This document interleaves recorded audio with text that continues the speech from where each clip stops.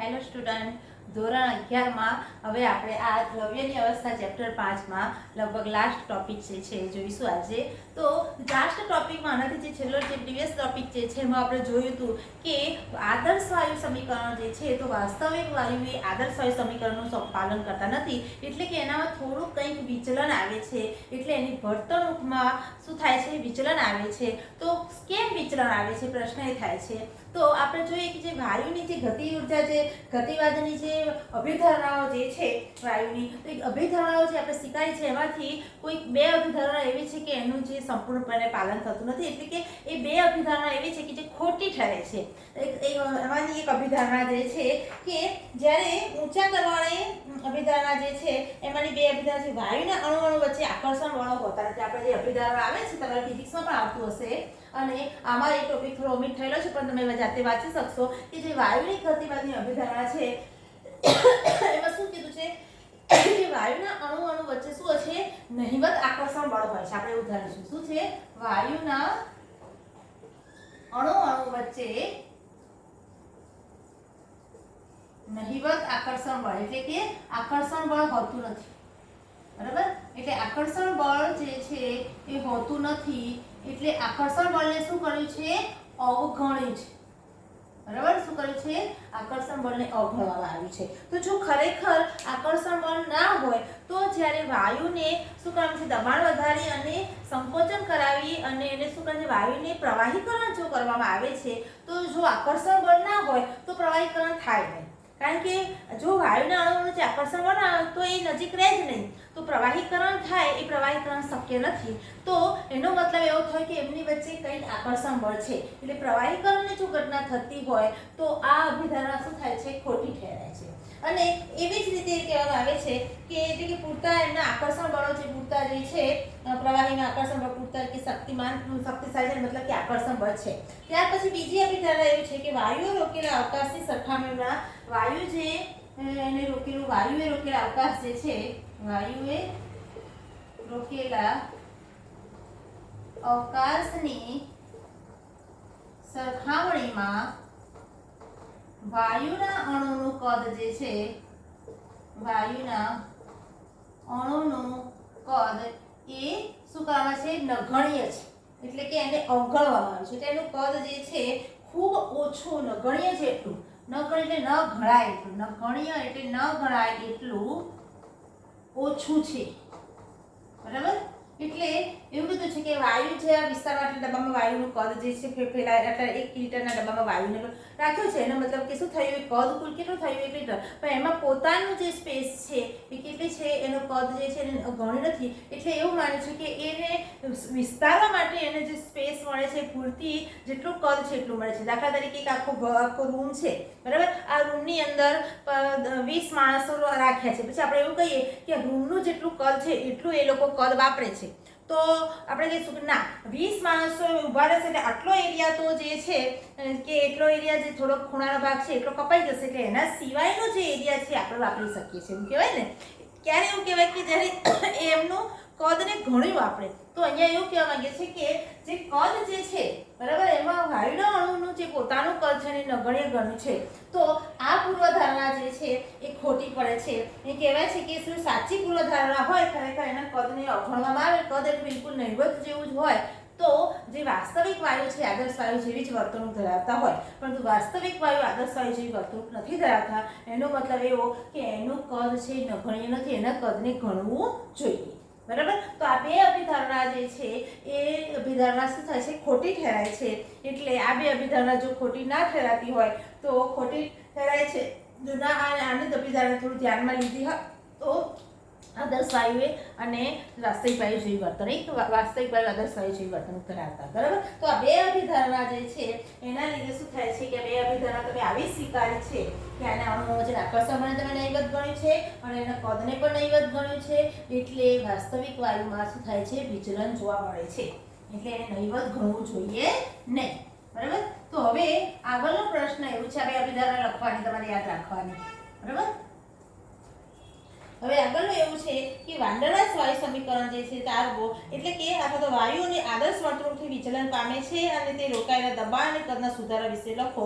એટલે હવે કહેવાનો મતલબ એ છે કે આ જે કદ જે છે એ કેટલું છે, તો પછી વાસ્તવિક કદ કેટલું છે. વી આપણે જે કદ સ્વીકારીએ છીએ તો કદ અને દબાણમાં શું થાય છે, ફેરફાર થાય છે. એટલે અભિધારણાને લીધે વાસ્તવિક વાયુ જે છે એના કદ અને દબાણમાં આદર્શ વાયુ કરતાં કંઈક ફેરફાર થાય છે અને લીધે એમાં વિચલન જોવા મળે છે. વિચલનના બંને ગ્રાફ આપણે લાસ્ટ લેક્ચરમાં જોયા હતા. તો કહેવાનો મતલબ એવો છે કે હવે આ જે કદ અને દબાણમાં કેટલો ફેરફાર થાય છે, કેટલું વિચલન આવે છે, તો વાયુઓ જે છે વાયુના અણુઓ એકબીજા સાથે શું કરે છે, પારસ્પરિક ક્રિયા કરે છે. પારસ્પરિક ક્રિયાનો મતલબ શું થશે, હવે શું શબ્દ વાપરે છે, પારસ્પરિક ક્રિયા. પારસ્પરિક ક્રિયાનો મતલબ એવો થાય છે કે આકર્ષણ બળ પણ હોય અને અપાકર્ષણ બળ પણ હોય. વાંડરવાસ બળ એ શું છે, પારસ્પરિક ક્રિયાના આકર્ષી પ્રકારના આકર્ષણ બળ હોય, આકર્ષી પ્રકારના પારસ્પરિક ક્રિયા બળ છે. બરાબર. એટલે એવી રીતે આકર્ષણ બળ અને અપાકર્ષણ બંને પ્રકારના બળ છે પારસ્પરિક ક્રિયામાં. એમાં આકર્ષણ બળના લીધે શું થાય છે, તો આકર્ષણ બળના લીધે જે વાસ્તવિક વાયુ જે છે આદર્શ વાયુ કરતાં વાસ્તવિક વાયુના દબાણમાં ફેરફાર થાય છે અને અપાકર્ષણ બળ જે લાગે છે અણુ વચ્ચે, અપાકર્ષણ બળના લીધે શું થાય છે, એના કદમાં ફેરફાર થાય છે. એટલે કદમાં વિચલન આવે છે. બરાબર. તો આ આકર્ષણ અને અપાકર્ષણ બળ છે એના લીધે દબાણ અને કદમાં ફેરફાર થાય છે. તો કહેવાનું એવું છે કે જ્યારે ઊંચા દબાણે વાયુને જ્યારે પાત્રમાં ભેગા આવે છે તો કોઈ એક પાત્ર હોય છે એમાં દબાણ ઊંચું રાખવામાં આવે એટલે કે દબાણ ખૂબ વધારવામાં આવે તો ત્યારે શું થાય છે, અણુઓ એકબીજાની શું થાય છે, નજીક થાય છે, આકર્ષણ થાય છે. દબાણ કરો એટલે નજીક જાય, આકર્ષણ બળ થાય. બરાબર. એને કારણે એવું થાય છે કે એ અણુઓ પાત્રની દિવાલ પર જે દબાણ લગાવવું જોઈએ એના કરતાં એનું દબાણ શું થાય છે, ઓછું ક્રિયાશીલ થાય છે. એટલે જેટલા શું કહેવાય દબાણ વધવાને કારણે જેટલા ગતિથી કે અથડાવા જોઈએ દિવાલ પર દબાણ લગાવવા જોઈએ એટલું દબાણ લાગતું નથી. એટલે શું થાય છે કે જે આદર્શ દબાણ છે એના કરતાં વાસ્તવિક દબાણ કેવું થાય છે, ઘટી જાય છે. અને આ વાસ્તવિક દબાણ કેટલું ઓછું ક્રિયાશીલ થાય છે, તો એ વાસ્તવિક દબાણ જે છે an²/v², જેટલું ઓછું ક્રિયાશીલ થાય છે. બરાબર. ઓછું ક્રિયાશીલ થાય છે. એટલે એનો મતલબ એવો થાય છે કે આ ગણતરી કરીને એમણે કર્યું છે કે ઘનતાના સમપ્રમાણમાં હોય છે અને ઘનતા એ મૂળના સમપ્રમાણમાં ચલે છે અને તેના સમપ્રમાણમાં હોય છે અને જે આ જે ક્રિયાશીલ થતું બળ છે એ કદના વર્ગના વ્યસ્ત પ્રમાણમાં હોય છે. એના પરથી an²/v² આવે છે. પણ તમારે બધું ડીપમાં પડવાની જરૂર નથી. તમારે એટલું જ રાખવાનું કે ખરેખર જે દબાણ હોવું જોઈએ એનાથી એ ખરેખર દબાણ એટલે ગણતરીથી દબાણ મેળવ્યું જ્યારે તો એ દબાણ જે છે પ્રયોગો કરે અને વાસ્તવિક કેટલું દબાણ આવવું જોઈએ, તો વાસ્તવિક દબાણ જે છે એ શું છે, પ્રયોગો કરવાથી મળતું પ્રાયોગિક દબાણ કેટલું આવ્યું, જે ગણતરીથી તમે કેલ્ક્યુલેશનથી કયું દબાણ, સૈદ્ધાંતિક દબાણ એ આદર્શ વાયુનું દબાણ છે એના કરતાં જે પ્રાયોગિક દબાણ ઓછું ક્રિયાશીલ થયું તો ઓછું તો કેટલું ઓછું આવ્યું, તો an²/v² જેટલું ઓછું આવ્યું. એટલે કે આદર્શ દબાણ જે છે P આદર્શ વાયુનું આદર્શ દબાણ જે છે એ બરાબર વાસ્તવિક દબાણ છે. એટલે શું વાસ્તવિક દબાણ ઓછું આવ્યું, વાસ્તવિક દબાણ કેટલું આવ્યું, P વાસ્તવિક દબાણ બરાબર શું આવ્યું, P આદર્શ દબાણ કરતાં કેટલું ઓછું આવ્યું, દબાણ કરતાં -an²/v² જેટલું ઓછું આવ્યું. એનો મતલબ કે P આદર્શ દબાણ બરાબર શું થશે, P વાસ્તવિક +an²/v² થાય. તો હવે આટલું દબાણ જે છે એ શું થયું, આદર્શ વાયુ દબાણ થયું. એટલે વાસ્તવિક દબાણ કેટલું થાય છે, ઓછું ક્રિયાશીલ થાય છે, જેટલું an²/v² જેટલું થાય છે. એટલે ઉમેરું તો આદર્શ દબાણ જેટલું થાય. બરાબર. તો આ કહેવાનો મતલબ છે જ્યાં a શું છે એ અચળાંક જે છે અને n જે છે એ એના મોલ છે અને v એ શું છે, કદ છે. તો એ અચળાંક છે, વાયુ અચળાંક છે અને વાયુ અચળાંક એ છે દબાણ અને વાયુ અચળાંક છે આંતરાણવી આકર્ષણ બળનું માપ છે અને તાપમાન અને દબાણથી સ્વતંત્ર છે. એ અચળાંકનું મૂલ્ય તાપમાન દબાણથી સ્વતંત્ર છે અને આંતરાણવી આકર્ષણ બળ જાય છે એના લીધે આ દબાણ છે ઘટે છે. તો આંતરાણવી આકર્ષણ બળ જે છે એનું માપ પણ દર્શાવે છે. તો આટલું જે છે એટલું ઓછું ક્રિયાશીલ થાય છે. એનું કારણ એ છે કે આકર્ષી પ્રકારના આંતરાણવી આકર્ષણ બળ લાગે છે અને આકર્ષણના લીધે ઊંચા દબાણે આકર્ષણ વધે છે અને આકર્ષણના લીધે શું થાય છે, દબાણમાં ફેરફાર થાય છે. એટલે ખાસ યાદ રાખવાનું, આકર્ષણના લીધે દબાણમાં વિચલન આવે છે અને આંતરાણવી આકર્ષણના લીધે ખૂબ નજીક આવશે અમુક અંદરથી તો અપાકર્ષણ પણ થાય છે અણુઓ વચ્ચે. બરાબર. એટલે આકર્ષિત અપાકર્ષિત બંને પ્રકારના, અમુક દબાણ લાગે તો અમુક સુધી નજીક આવશે, પછી અમુક બહુ નજીક આવશે તો અપાકર્ષણ પણ થશે. બરાબર. તો અપાકર્ષણ પણ 3 હોય છે. જેમ કે બે ભાઈબંધ હોય છે, બે ભાઈબંધ સરખા વિચારતા હોય તો એ બંને ભાઈબંધ થાય છે, એકબીજા નજીક આવશે અને આકર્ષણ વધશે. પછી બહુ નજીક આવે તો ઝઘડાય થાય, પછી બધું એકબીજાનું જાણી લે તો ઝઘડાય થાય. એવું તે આમાં પણ એવું હોય છે કે અમુક હદ સુધી નજીકમાં આવે આકર્ષણ થાય છે, પછી બહુ વધારે ફ્રેન્ડશિપ પાકા ભાઈબંધ થઈ જાય તો ઝઘડાય થાય. બરાબર. બહુ પાકા ભાઈબંધ થાય તો ઝઘડા થાય. એટલે અપાકર્ષણ પણ એમાં જોવા મળે છે. અને અપાકર્ષણના કારણે શું થાય છે? તો અપાકર્ષણને કારણે શું થાય છે? એના કદમાં ફેરફાર થાય છે. આ જો મેં લખ્યું છે ને, અપાકર્ષણને કારણે શું થાય છે? જે કદમાં ફેરફાર થાય છે. અને કદમાં જે ફેરફાર થાય છે ઊંચા દબાણે અપાકર્ષણને કારણે, એ હવે આપણે જોઈશું. હવે વાયુના અણુ વચ્ચે અપાકર્ષણ બળ હોય છે.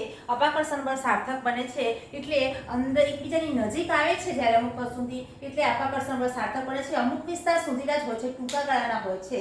અને આ અપાકર્ષણ બળ જે છે એ અપાકર્ષણ બળના લીધે શું થાય છે કે અણુ જે છે અપાકર્ષણ બળના લીધે એ વાયુના અણુ જે છે એને ગોળા તરીકે આપણે ગણીએ, અભેદ ગોળા તરીકે ગણવામાં આવે. અને તેથી શું થાય છે? અપાકર્ષણ લીધે જે વિસ્તારમાં એ ફરે છે તો એ વિસ્તારનું કદ ખરેખર જે વી કદ જે છે, તો વી કદ એનું પૂરતું એને શું કે મળતું નથી વાપરવા માટે. કારણ કે એ અભેદ ગોળા જે છે, વાયુના જે ગોળા છે એનું કદને તમે ગણો અને એનું જે સાર્થક કદ થાય એ સાર્થક કદને NB તરીકે લો.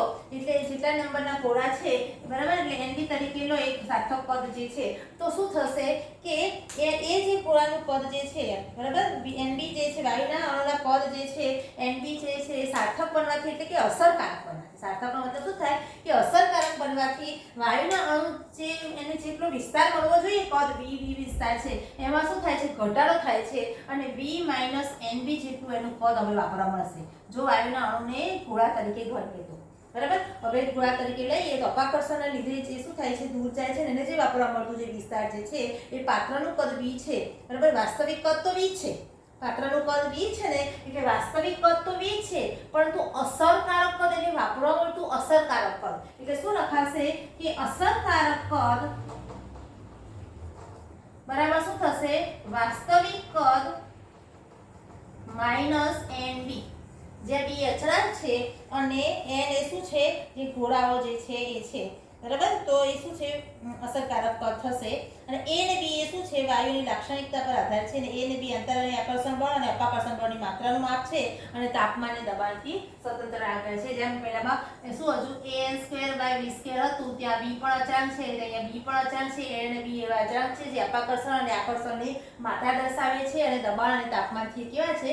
સ્વતંત્ર છે. તો આવા A અને B એટલે કે નંબર ઓફ જેટલા કદ જે છે ગોળાઓનું, એ ગોળાઓનું કદ જે છે, કુલ કદ એ NB જેટલું છે એટલું એને અવગણવામાં આવે તો એ એને અસરકારક કદ વાપરવા મળે છે. તો આટલો જે છે એ શું થાય છે? એના કદ અને દબાણમાં જો સુધારો કરવો પડે તો આ સુધારા પ્રમાણે જો ગણતરી કરો તો આ જે આવે છે શું આવે છે? ખરેખર આટલું કદ આ રીતે જ કરે તો આ આદર્શ વાયુ સમીકરણ બને છે. તો આદર્શ વાયુ સમીકરણમાં શું કરવામાં આવે છે? આટલો કદ અને દબાણમાં સુધારો કરવામાં આવે છે, કારણ કે પૂર્વધારણા જે છે એ આપણે એવી વિરોધાભાસી ખરેખર માન્ય ગણવામાં આવતી નથી. બરાબર. તો હવે આ જે સમીકરણ મળશે તો આ જે સમીકરણ છે એને શું કહે છે કે આદર્શ વાયુ સમીકરણ જે છે એમાં જે સુધારો કરવામાં આવ્યો છે, દબાણ અને કદના પદમાં સુધારો કરીને જે આ સમીકરણ મેળવવામાં આવ્યું એ સમીકરણ વાન ડર વાલ્સ નામના વૈજ્ઞાનિકને ફાળે જાય છે. એટલે એના નામ પરથી વાન ડર વાલ્સ સમીકરણ તરીકે ઓળખવામાં આવે છે. તો હવે આદર્શ વાયુ સમીકરણ કયું છે? PV = nRT. અને એના પરથી વાન ડર વાલ્સ સમીકરણ કયું બનશે? તો વાન ડર વાલ્સ સમીકરણ આને એવું કહેવાય છે, વાન ડર વાલ્સ સમીકરણ શું આવશે? તો P = nRT હતું, જ્યાં શું થશે? P + an² / v² અને PV શું થશે? V - NB શું થશે? PV = nRT. બરાબર. V - NB = nRT. આ જે સમીકરણ છે એને શું કહે છે? વાન ડર વાલ્સ સમીકરણ. બરાબર. આના પછી કોઈ દાખલા પૂછાતા નથી, પણ તમને વાન ડર વાલ્સ સમીકરણ કોને કહેવાય, કઈ રીતે આવ્યું, કઈ અભિધારણા છે એને સ્વીકારવામાં આવી નથી, સ્વીકારવામાં આવી તે ખોટી સ્વીકારવામાં આવી છે, તો બે અભિધારણા લખવાનું. પછી બંને અભિધારણા પરથી એવું સમજાવવાનું કે વાયુના અણુઓ વચ્ચે ઊંચા દબાણે આકર્ષણ બળ છે એ પણ અસરકારક ગણાય છે. આકર્ષણ બળ અસરકારક ગણાય છે એટલે શું થાય? દિવાલ ઉપર ક્રિયાશીલ દબાણ જે લાગવું જોઈએ એ લાગતું નથી, એટલે કે ઓછું દબાણ લાગે છે. એટલે આદર્શ વાસ્તવિક દબાણ જે છે ઓછું છે. બરાબર. તો આદર્શ પરિસ્થિતિમાં જે દબાણ છે એના કરતાં વાસ્તવિક દબાણ ઓછું છે. કેટલું ઓછું છે? તો n² + v² જેટલું. જેટલું, બરાબર, તો 20 જેટલું એટલું ઉમેરવું પડશે, એટલે પીમાં એટલો ફેરફાર થાય છે એટલે ઉમેરી દીધું. પછી આંતરાણી આકર્ષણ બળ પારસ્પરિક ક્રિયા છે, એમાં પણ ઊંચા દબાણે અપાકર્ષણ બળ પણ ઘણી વખત શું થાય છે, અપાકર્ષણ બળ પણ બહુ નજીક આવે તો અપાકર્ષણ બળ પણ ઉદ્ભવે છે ઊંચા દબાણે. તો ત્યારે શું થાય છે કે એનું કદ જે છે એમાં જે ગોળાઓ છે એને સાર્થક ગણવામાં આવે, અભેદ ગોળા તરીકે ગણવામાં આવે, તો એનું કદ પણ અવગણાય નહીં. એનું કદને જો ધ્યાનમાં લઈએ આપણે તો એનું કદ એમબી જેટલું થાય છે, એટલે જે વાસ્તવિક કદ જે છે એમાંથી એમબી જેટલો ઘટાડો થાય એટલે અસરકારક કદ, આ શું કહેવાશે, અસરકારક કદ, વાસ્તવિક નહીં કહેવાય, અસરકારક કદ જે છે એ v - nb જેટલું થાય. તો આ બંનેનો ગુણાકાર pv = nrt થશે. તો આ સમીકરણને શું કહે છે, વાન ડર વાલ્સ સમીકરણ. બરાબર, આખું વસ્તુ રિવિઝન થઈ ગઈ. બરાબર, ધ્યાનપૂર્વક સમજીને તમે લખી શકો છો થિયરી. બરાબર, ત્યાર પછી આવે છે આંતરાણી આકર્ષણ બળ છે કેવી પરિસ્થિતિમાં અસરકારક બને છે. તો આંતરાણી આકર્ષણ બળો જે છે ઊંચા દબાણે અને ઊંચા દબાણે જ્યારે શું હોય છે અને નીચા તાપમાને અસરકારક બને છે. બરાબર, પછી હવે આવે છે કે વિચલન સંકોચનીય અવયવ Z. બરાબર, ઊંચા દબાણે નીચા તાપમાને અસરકારક બને છે. પછી હવે આવે છે વિચલન સંકોચનીય અવયવ Z એટલે શું. બરાબર, તો Z = શું લખવામાં આવે છે, વિચલન સંકોચનીય અવયવ તરીકે ઓળખીએ છીએ અને Z = PV/nRT. તો Z એટલે શું, તો Z એ શું છે, તો Z એ વિચલનની માત્રા દર્શાવે છે કે આદર્શ વાયુ જે છે એનાથી વાસ્તવિક વાયુમાં કેટલું વિચલન જોવા મળે છે. તો વિચલનની માત્રા દર્શાવતો એક અવયવ છે, ફેક્ટર છે, એને શું કહે છે, Z કહે છે. Z = આપણે PV/nRT તરીકે લઈએ છીએ અને આ શું છે, આદર્શ વર્તણૂકથી થતા વિચલનના મૂલ્યને સંકોચનીયતા અવયવ Z તરીકે ઓળખવામાં આવે છે. એટલે ટૂંકમાં તમારે એટલું યાદ રાખવાનું કે વિચલનની માત્રા દર્શાવે છે. બરાબર, હવે પાછું Z = શું થશે, V વાસ્તવિક/V આદર્શ થાય છે. એટલે વાસ્તવિક મોલર કદ અને આદર્શ મોલર કદ વચ્ચેનો ગુણોત્તર છે એટલે Z તરીકે લઈએ છીએ. અને જો તમે જે Z વિરુદ્ધ P નો ગ્રાફ દોરવામાં આવે, બુકમાં આપેલો છે પ્રમાણે Z વિરુદ્ધ P નો ગ્રાફ, જે પ્રાયોગિક ગણતરી કરતી Z વિરુદ્ધ P નો ગ્રાફ દોર્યો તો શું થાય છે કે Z વિરુદ્ધ P નો ગ્રાફ દોરવાથી આદર્શ વાયુ વર્તણૂક દર્શાવે. Z એટલે PV = nRT. બરાબર, તો આદર્શ વાયુ વર્તણૂક દર્શાવતા જે વાયુ જે છે એનું જે ગ્રાફ આવશે શું આવશે, આ એક ઉપર સીધી રેખા આવે છે. બરાબર, પરંતુ જે વાસ્તવિક વાયુ જે છે એમાં શું જોવા મળે છે, તો દાખલા તરીકે H2 જેવા વાયુ જે છે એમાં PV/nRT વિરુદ્ધ P નું આલેખ દબાણ વધારતા જઈએ તો આ Z નું મૂલ્ય જે છે, આમ દબાણ વધારતા જઈએ તો Z નું મૂલ્ય શું થાય છે, વધતું જાય છે. એટલે Z = 1 થી શું આવે છે, ઉપર આવે છે. એટલે એને શું કહેવાશે, ધન વિચલન દર્શાવે છે. ખરેખર શું આવવું જોઈએ, બ્લેક લાઈન જે દેખાય છે આમ આવવું જોઈએ જો આદર્શ વર્તણૂક હોય તો. બરાબર, જેમ દબાણ વધારતા જઈએ એમ શું થાય, PV/nRT જે છે એક જ રહે, અચળ જ રહે. દબાણ વધારો તો PV/nRT એક જ રહે. બરાબર, તો એટલે એ એક સરખું અચળ રહે. પરંતુ ખરેખર વાયુમાં એવું થતું નથી. H2 વાયુ માટે જોયું તો જેમ દબાણ વધારતા ગયા તેમ 1 થી વધારે Z નું મૂલ્ય આવતું ગયું. એટલે શું કહેવાશે, Z > 1 આવ્યું. એટલે ધન વિચલન જોવા મળ્યું. બરાબર, જ્યારે N2 જેવા વાયુ માટે શું થયું કે N2 જેવા વાયુ માટે સહેજ પહેલા અચળ રહ્યું નીચા દબાણે, પછી જેમ જેમ નીચા દબાણે થોડું આદર્શ વર્તણૂક ધરાવી, પછી જેમ જેમ દબાણ વધ્યું તેમ શું થયું કે PV/nRT માં પણ કેવું આવ્યું, ધન વિચલન જોવા મળ્યું. બરાબર, એટલે Z > 1 આવશે તો એને શું કહેવાય છે, ધન વિચલન તરીકે ઓળખવામાં આવે છે. એવી જ રીતે O2 જેવા વાયુ માટે શું થાય છે, શરૂઆતમાં એની વર્તણૂક શું થાય છે, નિમ્નતમ થાય છે. એટલે કે દબાણ વધારતા ગયા એમ શું થયું, Z નું મૂલ્ય કેવું થયું, ઘટ્યું. એટલે ઋણ વિચલન થયું. પછી નિમ્નતમ ઓછામાં ઓછું બન્યા પછી શું થાય, જેમ દબાણ વધાર્યું તેમ શું થયું, Z નું મૂલ્ય વધતું ગયું એટલે પછી શું થયું, ધન વિચલન જોવા મળ્યું. એવી રીતે CH4 છે એટલે મિથેન છે, CO2 છે, બધા જ વાયુ માટે શું થાય છે, Z નું મૂલ્ય પહેલા શું આવે છે, Z દબાણ વધે છે એમ Z નું મૂલ્ય ઘટતું જાય છે, ઋણ વિચલન ધરાવે છે. અને ત્યાર પછી એક નિમ્નતમ તાપમાન પછી સતત વધવા માંડે છે અને પછી એ શું થાય છે કે આદર્શ વાયુ વર્તણૂકની જે રેખા છે એને ઓળંગીને પછી શું થાય છે, ઉપર ધન વિચલન જોવા મળે છે. બરાબર, તો આવી રીતે ધન અને એટલે કે પહેલા શરૂઆતમાં કેવું છે, ઋણ વિચલન દર્શાવે છે અને પછી ઉપર શું થાય છે, વધતું જાય છે. એટલે ધન વિચલન અને ઋણ વિચલન આ બે પ્રકારના વિચલન. એટલે કે Z = 1 થી જો Z > 1 હોય તો ધન વિચલન, Z < 1 હોય તો ઋણ વિચલન જોવા મળે છે. એટલે શું થાય છે, કોઈ એક જે દબાણ જે છે ત્યારે બધા જ વાયુ જે છે આદર્શ વાયુ તરીકે વર્તણૂક ધરાવે છે.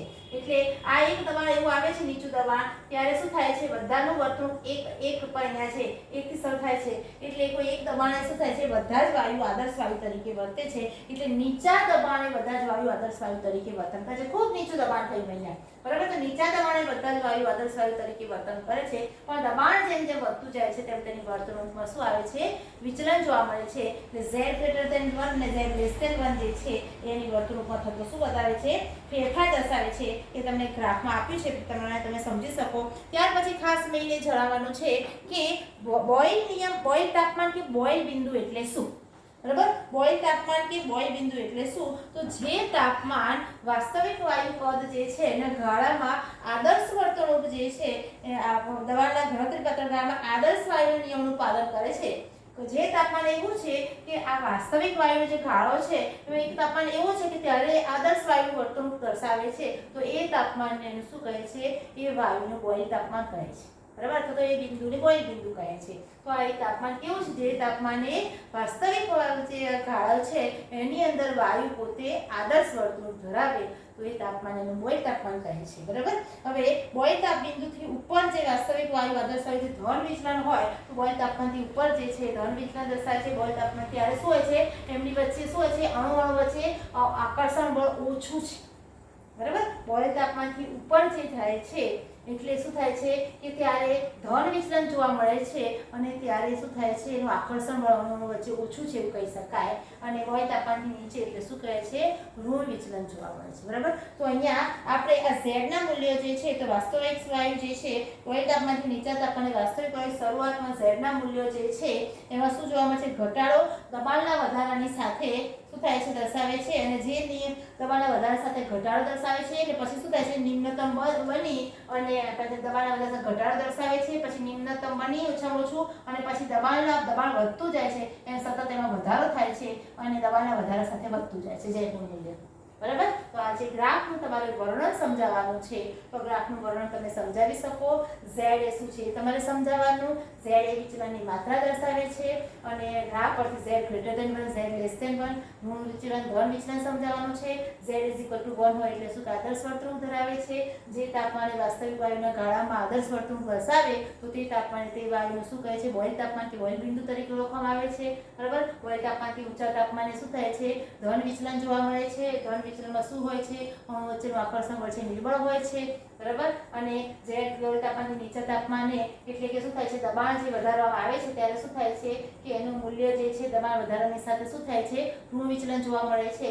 એટલે શું થાય છે? z નું મૂલ્ય ઘટતું જાય છે નિમ્નતમ બનીને પછી શું થાય છે? ધીરે ધીરે દબાણ વધે તેમ વધતું જાય છે. ટૂંકમાં આટલો સારાંશ તમને સમજાવ્યો અને આવી રીતે આ પ્રકરણનો જે ઝેડનું જે મૂલ્ય શું છે, ધન વિચલન કોને કહેવાય, ગ્રાફ જે સમજાવ્યો આ આવ્યું આપણે આ ચેપ્ટરનું પૂર્ણાવૃત્તિ કરીએ છીએ. અને આટલું વસ્તુ છે ખૂબ જ સમજપૂર્વક સમજવાની છે. કોઈ આમાં કોઈ ભારે વસ્તુ છે નહીં. આ કંટાળો આવે એવી પણ વસ્તુ નથી. એકદમ સરસ રીતે શાંતિથી સમજશો છે. પ્રકરણ ખૂબ ઇઝી છે. દાખલાઓ મેં લગભગ તમે કરાવી દીધા છે અને મોસ્ટ ઓફ દાખલા જ પૂછાય છે.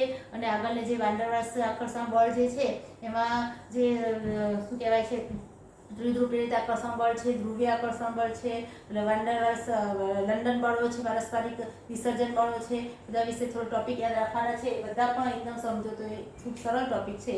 તો આપણે અહીંયા પ્રકરણ સમાપ્ત કરીએ છીએ. અને જે દાખલા છે કે જે થિયરી છે સ્વાધ્યાયમાં આપેલી અને કોયડા જે છે લખાણ સંબંધી પ્રશ્નો છે તમારે કરવાના રહેશે. Thank you.